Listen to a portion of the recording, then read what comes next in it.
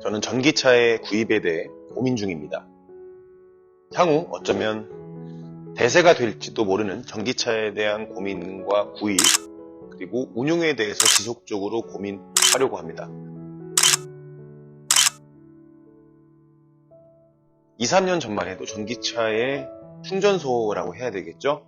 인프라가 굉장히 부족했지만 현재는 아파트 단지 지하에도 아주 손쉽게 전기차 충전소를 만날 수 있고요. 그 다음에 여러 관공서, 공공기관에도 전기차 충전소가 마련이 되어 있습니다. 현재 집을 짓고 있습니다. 그런데 집을 지어보니 생각보다 많은 비용이 발생해요. 마당 앞에 까는 잔디 하나, 돈입니다. 정말 자린고비처럼 살아야 할 지경이에요. 여러 부분에서 비용 절약을 하려고 많이 노력하는데 정말 쉽지 않은 게 현실입니다. 비용 절약의 측면에서 가장 먼저 손을 대려고 하는 곳이 유류비입니다. 저희 가족은 현재 3명이고요. 3인 가족 기준 현재 한 달에 약 70만원 정도가 소요됩니다. 그 이유를 설명해 드릴게요. 첫 번째, 기본적인 출퇴근의 거리예요. 저 같은 경우 왕복 40km, 아내는 왕복 70에서 80km를 매일같이 운행을 합니다. 둘이 합쳐 하루에 약 100km 정도의 이동거리가 소요가 돼요. 이직을 하거나 근무지를 옮기지 않는 이상 이거는 줄어들지 않습니다. 둘째, 저희는 팔도 방방곡곡 캠핑을 다녀요. 제가 캠핑을 시작한 지도 7년이 지났고요. 제가 사는 전북 지역 외에 강원도 지역도 예외는 아닙니다. 땅은 넓고 갈 곳은 많아요. 타지를 갔는데 맛집을 가지 않을 수 없지요.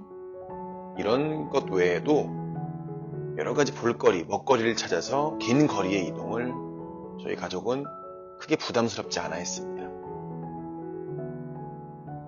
정말 줄이고 싶지만 이게 역마살인 건지 제가 가진 기질인지 그리 맘처럼 쉽게 허락되지 않습니다. 유류비 증가로 이어지고요. 주행거리 증가로 인한 중고차량가의 하락으로 이어집니다. 현재 저희는 2대의 차를 운용을 하고 있고요. 웬만한 장거리 이동은 제 차의 사용이 매우 빈번해요. 그러다 보니 1년 9개월 된 제 차는 52,000km를 돌파했어요. 주행거리가 증가함에 따라서 유류비는 당연히 증가하고요. 중요한 건 가솔린이라는 거죠. 타이어, 오일류, 이 교환은 덤으로 추가로 발생되는 비용 중에 아주 중요한 요인 중에 하나예요. 이전에 저는 현대 산타페를 탔고요. 2009년 4월에 출고해서 2018년 3월까지 탔으니까 약 9년을 탔습니다. 29만 8천 킬로를 운행했어요. 이 킬로수를 가지고 아주 단순하게 유류비를 계산을 해봤어요. 10년간의 유류비를 계산할 수 없으니까 리터당 1,000원, 평균 연비 10km를 가지고 계산을 해보니 약 3천만 원 정도 유류비를 저는 썼습니다. 당시 차의 출고 가격보다 많아요. 저는 결심했습니다. 전기차로 교체하자. 유류비로 그냥 자동차값 할부를 계산하는 게 오히려 낫겠다라는 결정이었습니다. 근데 전기차를 사용할 때 가장 큰 어려움은 충전소의 문제예요.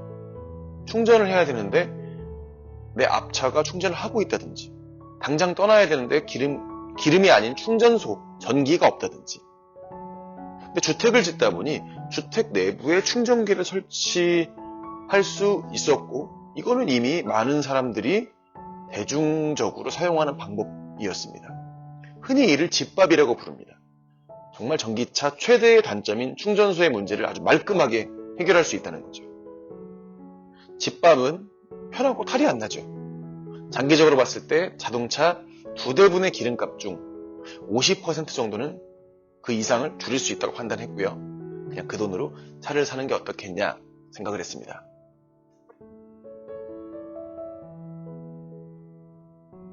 그런데 전기차를 교체하기 위해 몇 군데를 알아봤어요. 실패했습니다. 왜 그랬을까요? 이미 보조금 지원이 끝났습니다. 그냥 사면 되는 것이 아닌가? 영상을 참고해 보시죠. 전기차에 대한 전반적인 내용은 www.ev.or.kr 즉 환경부 전기차 충전소에서 조회가 가능해요. 충전소뿐만 아니라 구매와 관련된 전반적인 내용을 참고할 수가 있어요. 특히 구매 및 지원 부분을 클릭하면 보조금과 관련한 내용을 조회할 수가 있는데, 보조금에 대한 큰 틀을 개념적으로 정리하면 이러합니다. 보조금은 국고보조금과 지자체 보조금으로 나뉘어져요. 2019년 기준 국고보조금 900만원, 지자체는 지역별로 다릅니다. 그리고 전기차에 대한 보조금이 점차 감소하고 있는 추세이고, 2019년 대비 2020년 국고보조금이 축소된다는 소문을 딜러분들 두 분에게 공통적으로 들은 적은 있어요. 줄어드는 건 맞는 것 같습니다. 이와 같은 내용은 환경부 전기차 홈페이지에 들어가셔서 확인이 충분히 가능하고요. 국고보조금, 지자체 보조금도 매우 쉽게 확인이 가능합니다. 국고보조금은 900만원으로 2019년 기준 동일하지만 지역별 지자체 보조금은 많게는 600만원 정도 차이가 나요. 이는 웃어 넘길 수 있는 액수가 아니에요. 혹시 보조금이 많은 지역에 내 부모님이 살고 계신다. 그럼 부모님 명의의 자동차를 계약을 하고 운영은 내가 하는 게 금전적으로는 매우 이득이라는 이야기죠. 그리고 제조사별로 차량과 관련한 내용도 쉽게 조회할 수 있어요. 그런데 반드시 보조금을 신청해야 되느냐? 그것은 아닙니다. 미르의 차량가액을 조회해보면 약 4천만원, 이것저것 하면 한 5천만원 정도가 소요가 되는 것으로 현재 나와 있고, 이러한 경우 보조금 없이 타기에는 굉장히 부담스럽습니다. 그러니까 보조금을 신청을 하는 거고요. 근데 보조금이 필요 없이 난 그냥 전기차를 타고 싶다. 그럼 실구매가를 주고 구입하셔서 타시면 돼요. 하지만 이 보조금이란 부분이 현재 끝났기 때문에, 현재 지원해주지 않기 때문에 홈페이지에 제시된 금액은 현재는 받기가 어렵습니다.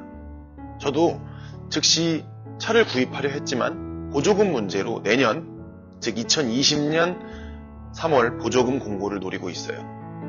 내년 공고의 문이 열리는 즉시 구입을 하려고 마음먹고 있습니다. 사실 차를 이용하지 않으면 됩니다. 그런데 이놈의 라이프 스타일은 생각보다 잘 변하지 않습니다. 전기차로 갈아타야겠습니다. 시청해 주셔서 감사해요.